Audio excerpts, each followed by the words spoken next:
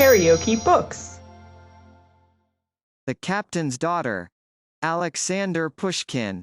Translated by Ekaterina Telfer. Audiobook. Chapter 11. The Rebel Camp. I left the general and hurried to my lodgings. Savelich met me with his usual admonition. What pleasure canst thou find, sir, in conferring with the tipsy robbers? Is it a gentlemanly occupation? All times are not alike. Thou shalt perish heedlessly. Well, it would be different if thou foughtest against the Turk or the Swede. But just now, it is a sin even to name who the enemy is. I interrupted him by asking how much money I had altogether. Enough for thee, he answered, with a satisfied air. However well the robbers searched for it, still I managed to conceal it. With these words he pulled out of his pocket a long knitted purse full of silver. Well, Savelich, I said, give me 1/2 and take the rest thyself. I go to the fortress of Bilogorsk. My little father, Peter Andreevich, said the good servant, in a trembling voice, do not tempt God. How art thou to travel now, when all the roads are blocked up by these robbers? Have pity upon thy parents, if thou hast none for thyself. Where dost thou want to go to? What for? Wait a short time. The troops will soon be here and capture the rascals, then thou mayest go wherever thou pleasest. But my resolution was not to be shaken. It is too late now for reflection, said I to the old man. I must go. I cannot help going. Do not grieve, Savelich. God is merciful, we may meet again. Do not scruple to make use of the money, and do not stint thyself. Buy whatever thou mayest need, even if the price be risen threefold. I make thee a present of the money. If I do not return within 3 days. What dost thou say, sir? Interrupted Savelich. Dost thou think it possible that I should let thee go alone? No, do not expect such a thing, even in thy dream. If thou hast really decided upon going, I shall follow thee even on foot. I shall not desert thee. That I should sit behind a stone wall without thee. Dost thou think me mad? No, sir, I shall not remain behind. I knew that it was useless to argue the point with Savelich, and allowed him to prepare for the journey. In half an hour I had mounted my good horse, and Savelich a lean lame nag which one of the inhabitants had given him gratis, not having the means left wherewith to keep it. We reached the town gates, the sentries allowed us to pass, and we rode out of Orenburg. It was getting dark. My road lay past the village of Bird, Pugashev's retreat. The high road was snowed over, but the tracks of horses' hoofs, daily renewed, were visible over the whole steppe. I rode at a quick trot, Savelich could hardly follow me, and was continually shouting. Slower! For God's sake slower! My cursed little nag cannot keep up with thy long-legged imp. Where is the hurry? Well enough if we were going to a feast. As it is, we are making for the edge of the axe. Peter Andreevich.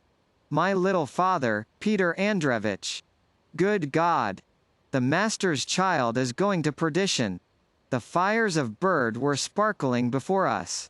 We neared the deep ditches, the natural fortifications of the village.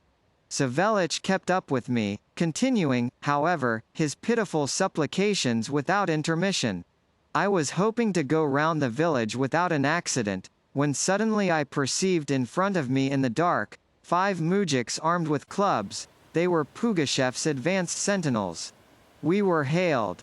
Not knowing the password, I meant to ride by in silence, but they instantly surrounded me, and one of them seized the bridle of my horse. I drew my saber, and struck the moujik over the head. His cap saved him, but he staggered and let go the bridle. The others, becoming confused, made off. I took advantage of this, and, putting spurs to my horse, galloped onwards.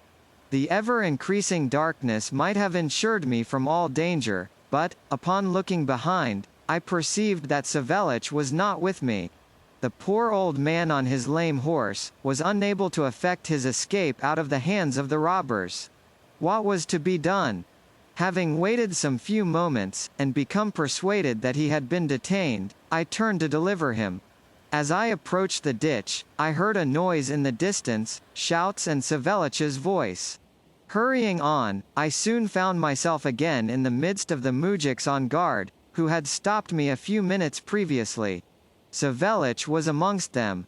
They threw themselves upon me with loud cries, and dragged me off my horse in an instant. One of them, evidently the man in charge, declared that he would take us before the emperor immediately. And our father is free to order, he added, whether you are to be hanged at once, or whether you are to await God's daylight. I offered no resistance. Savelich followed my example, and the sentinels led us away in triumph. We crossed the ditches and entered the village. Fires were burning in all the huts. Shouts and noises resounded everywhere. I met a crowd in the streets, but no one noticed us in the dark, nor was I recognized as being an officer from Orenburg. We were taken straight to a hut, which stood at a crossing. In front of it were several wine casks and 2 cannon. "Here is the palace," said one of the mujiks. "I shall announce you at once." He entered the hut. I looked at Savelich. The old man was crossing himself, and muttering a prayer. I had to wait a long time. At last the mujik returned, and said to me, "Go in, our father has ordered the officer to be admitted." I entered the hut, or the palace as the mujiks had called it. It was lit up by 2 tallow candles, and its walls were covered with gilt paper. With this exception, the benches, the table, the wash-hand basin suspended by a cord, the towel hanging on a nail, the oven fork in the corner, and the broad shelf upon which stood flower pots, all was the same as in an ordinary hut. Pugachev sat under the holy images, in a red kaftan, a high cap, his arms akimbo, looking remarkably important. By his side stood several of his chief companions, with an assumed air of servility. It was evident that the news of the arrival of an officer from Orenburg had excited great curiosity among the rebels, and that they were preparing to receive me pompously. Pugachev recognized me at first sight. His assumed look of importance disappeared at once. "Ah! Your lordship," said he, quickly. "How art thou? Why has God brought thee here?" I replied that I was riding past on private affairs, and that his men stopped me. "What affairs?" he asked. I did not know what answer to make. Concluding that I did not wish to enter into explanations in the presence of witnesses, Pugachev turned to his comrades, and ordered them out. All obeyed with the exception of 2, who did not stir. "Thou canst speak boldly before them," said Pugachev. "I do not conceal anything from them." I looked askance at the pretender's confidants. One, a thin and bent old man, with a small grey beard, had nothing remarkable about him, excepting a blue ribbon which he wore over his grey coat across his shoulder. But I shall never forget his fellow. He was tall, powerful, and broad-shouldered, and appeared to be about 45. His thick red beard, his grey sparkling eyes, his nose without nostrils, and the red spots on his forehead and cheeks, gave his pock-marked broad face an indefinable expression. He wore a red shirt, a Kirgi dressing gown, and Cossack trousers. The first, as I afterwards learned, was the deserter, Corporal Byeloborodov. The second, Afanasy Sokolov, surnamed Lapusha, a banished convict, who had escaped from the mines of Siberia on 3 different occasions. The society I so unexpectedly found myself in, for a time diverted my thoughts from the feelings that exclusively agitated me. But Pugachev's question recalled me to myself. "Speak. Upon what business hast thou left Orenburg?" A strange thought struck me. I fancied that Providence, which for the second time had confronted me with Pugachev, was affording me the opportunity of carrying out my intentions. I decided upon taking advantage of this, and without giving myself time for reflection, I answered Pugachev's question. "I go to the fortress of Bylogorsk, to free a poor insulted orphan." Pugachev's eyes flashed. "Who of my people has dared to offend the orphan?" he cried. Were his forehead 7 spans high, he shall not escape my judgment. Speak. Who is the guilty one? Shvabrin, answered I. He keeps in confinement the girl which thou sa west sick at the priest's home, and wishes to force her to marry him. I shall teach Shvabrin, said Pugachev, sternly. He will learn what comes of indulging his own fancies, and oppressing my people. I shall hang him. Let me have a word to say, said Lapusha, in a hoarse voice. Thou wert in too much haste, when thou didst appoint Shvabrin commandant of the fortress, and now thou art equally in a hurry to hang him. Thou hast already offended the Cossacks by nominating a nobleman to be their chief. Do not offend the noblemen in like manner, by executing them on the first accusation. There is no necessity for having pity on them, and for showing them mercy, said the old man with the blue ribbon. There is no harm in hanging Shvabrin, but it would be just as well to question this officer further. Why has he come? If he does not acknowledge thee to be his emperor, he has no right to seek justice at thy hands, and if he does acknowledge thee, why has he then up to this day remained at Orenburg with thy enemies? Wilt thou not order me to take him into the office and light a fire there? I begin to suspect that his grace is sent over to us by the Orenburg commanders. The old wretch's logic struck me as being very convincing. A cold shiver ran through me as I thought of the hands into which I had fallen. Pugachev noticed my perturbation. Well, your lordship, said he with a sneer, the field marshal is, I fancy, stating the truth. What dost thou think? At Pugachev's sneer, my courage returned. I answered quietly, that I was in his power, and that he might do with me as he thought proper. Very well, said Pugachev. Now, tell me, in what condition is your town? Thank God, I answered, all is well. Well, repeated Pugachev, and the people dying of starvation?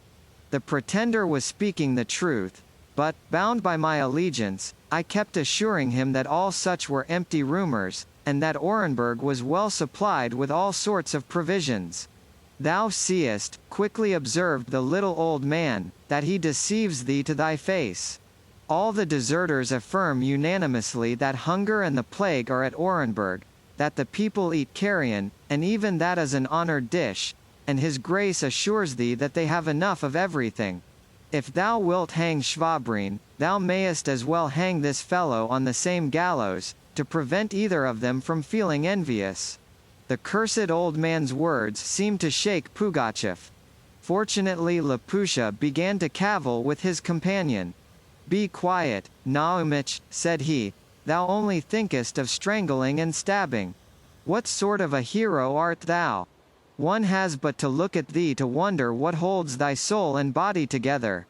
Thou art with a foot in the grave thyself, and wouldst cause others to perish. Hast thou not enough blood on thy conscience yet? And thou, what kind of saint art thou? Reiterated Bialoberadov. Where hast thou taken thy pity from?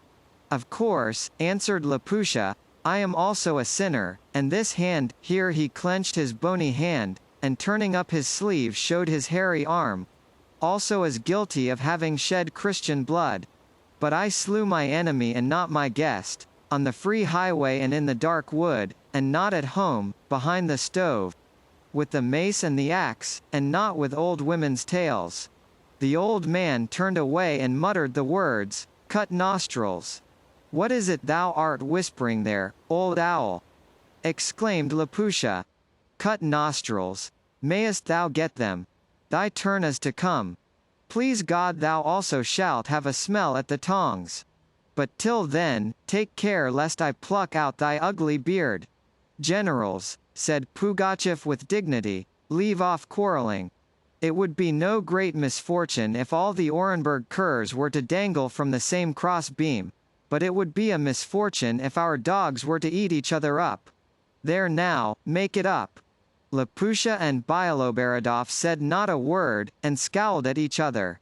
I felt the absolute necessity for changing the conversation, which might have ended very disadvantageously, so far as I was concerned, and turning to Pugachev, I said cheerfully, Ah! I was very nearly forgetting to thank thee for the horse and the tolu. But for thee I would never have reached the town, and should have been frozen to death by the way. My bait took. Pugachev brightened up. A debt is rendered honorable by payment, said he, with a wink. Tell me now, what is the girl, whom Shvabrin has offended, to thee? Is thy heart perchance caught, young man? Eh? She is my affianced bride, I replied, seeing that the sky had cleared, and that there was no necessity for concealing the truth.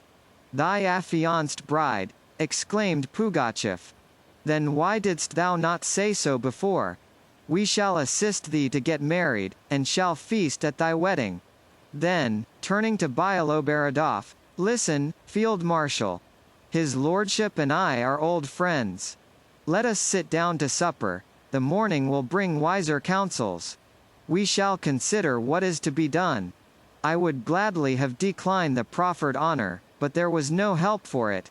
2 young Cossack women, the daughters of the proprietor of the izba, spread a white cloth, placed a loaf of bread, a dish of ouha, and several bottles of wine and beer on the table, and I found myself for the second time at the same board with Pugachev and his terrible comrades. The orgies, of which I was an involuntary witness, continued until late at night. At last a state of intoxication began to overpower the revelers. Pugachev dozed in his chair, his companions rose and made me a sign to leave him. We went out together. By Lapusha's arrangements, the sentry led me into the office, where I found Savelich, and where I was locked up with him. Savelich was so wonder-struck at all that was happening, that he never asked a single question. He lay down in the dark, and sighed and groaned for a long time. He then began to snore, and I gave myself over to reflections, which kept me awake throughout the night. The next morning Pugachev sent for me. I went to him. His kibitka, to which a troika of Tartar horses was harnessed, stood ready at the gate. The streets were crowded with people. I met Pugachev in the passage. He was dressed for a journey, in a police and kirgi cap. His companions of the previous day surrounded him, assuming an appearance of servility, a strong contrast to all I had witnessed overnight. Pugachev welcomed me cheerfully, and directed me to sit by his side in the kibitka. We took our places. To the fortress of Bilogorsk, said Pugachev to the broad-shouldered Tartar who, in a standing position, drove the troika. My heart beat fast. The horses started, the bells tinkled, our kibitka flew. Stop! Stop! Cried a voice I knew too well, and I saw Savelich running towards us. Pugachev ordered the yezchik to pull up. My little father, Peter Andreevich, cried my servant. Do not leave me in my old age amongst these Ross. Ah! It is thou, old owl, said Pugachev. God has brought us together again. All right, jump up behind. Thank you, sire, thank you, my father. Savelich repeated, taking his seat. May God grant thee health for 100 years, because thou hast looked down upon me, old man that I am, and hast comforted me. I shall ever pray for thee, and shall never even mention the hareskin tolu again. This hareskin tolu might have seriously angered Pugachev in the end. Fortunately the pretender either did not hear, or pretended not to hear the misplaced allusion. The horses were again off. The people in the streets stopped as we passed, and bowed low. Pugachev nodded to them on both sides. In a few minutes we were out of the village, and hurrying along the level road. It is easy to imagine what my feelings were at that moment. In a few hours I was to see her whom I had already considered as lost to me. I pictured to myself our reunion. I also thought of the man upon whom my fate depended, and who, by a curious chain of circumstances, was so mysteriously connected with me. I recalled to mind the hasty cruelty, the bloodthirsty habits of him who had constituted himself the deliverer of the one I loved. Pugachev was not aware that she was Captain Maranov's daughter. The enraged Shvabrin was capable of revealing all to him. Pugachev might also discover the truth from other sources. What would then befall Maria Ivanovna? I felt a cold tremor, and my hair stood on end. Suddenly Pugachev interrupted my meditations, turning to me with the question, "What is it that makes your lordship thoughtful?" "How am I not to be thoughtful?" I answered. "I am an officer and a nobleman, but yesterday I fought against thee, and today I drive with thee in the same kibitka, and the happiness of my life depends upon thee." "Well, what then?" asked Pugachev. "Art thou afraid?" I replied, that having once been spared by him, I counted, not only upon his forbearance, but upon his assistance. "And thou art right, by God thou art right," said the pretender. "Thou sayest that my boys looked askance at thee, and the old man has insisted, even this day, upon thy being a spy, and that thou shouldest be tortured and hanged.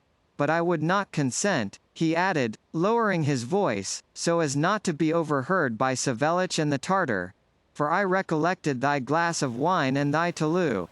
Thou seest I am not yet such a bloodsucker as thy people make me out to be." I remembered the taking of the fortress of Bylogorsk, but did not think it necessary to contradict him, and did not answer a word. "What do they say of me at Orenburg?" asked Pugachev, after a short pause. "Why, they say that thou art difficult to manage, and in truth, thou hast given us work to do." The pretender's face expressed that his vanity was satisfied. "Yes," said he with a pleased look, "I am a good one to fight. Have they heard at Orenburg of the Battle of Uzife? 40 generals killed, 4 armies made captive. What thinkest thou? Will the Prussian king be able to withstand me? The robbers' bragging aroused me." "What dost thou thyself think?" said I. "Wouldst thou be able to stand up against Frederick? With Fyodor Fyodorovitch? And why not? Don't I manage your generals, and they have beaten him? Up to the present time, my arms have been successful. Give me but time, and thou wilt see still other things, when I advance upon Moscow." "And so thou thinkest of advancing upon Moscow?" The pretender reflected for a moment, and then said in a low tone of voice, "God knows. My road is narrow, my will is limited, my boys have too much to say, they are scoundrels. I must keep my ears open, at the first mishap they will buy off their necks with my head." "Just so," said I to Pugachev. "Would it not be better if thou wert thyself to leave them, whilst it is yet time, and throw thyself on the clemency of the Empress?" Pugachev smiled a bitter smile. "No," he replied, "it is too late for repentance. There can be no mercy for me. I shall continue as I have begun. Who knows? I may yet succeed. Did not Grishka Otrepov reign over Moscow? But dost thou know what his end was? He was pitched out of a window, killed, burned, and his ashes were blown away from a gun." "Listen," said Pugachev, with a sort of wild inspiration. "I shall narrate to thee a tale which was told me by an old comic woman in my childhood. Once upon a time, an eagle inquired of a raven, 'Tell me, raven, why dost thou live 300 years in this bright world, and I only 33 years in all?' 'Because, my little father,' answered the raven, 'thou drinkest living blood, and I feed off carrion.' The eagle thought, 'Well, let us try to feed upon the same.' So the eagle and the raven flew away. Suddenly they spied the carcass of a horse. They let themselves down upon it. The raven began to peck and to extol it. The eagle pecked once, pecked twice, flapped his wings, and said to the raven, 'No, brother raven, 'tis better to drink the living blood once, than to feed for 300 years upon carrion, and trust to God for the rest.' What sayest thou to the comic tale?" "It is ingenious," I answered.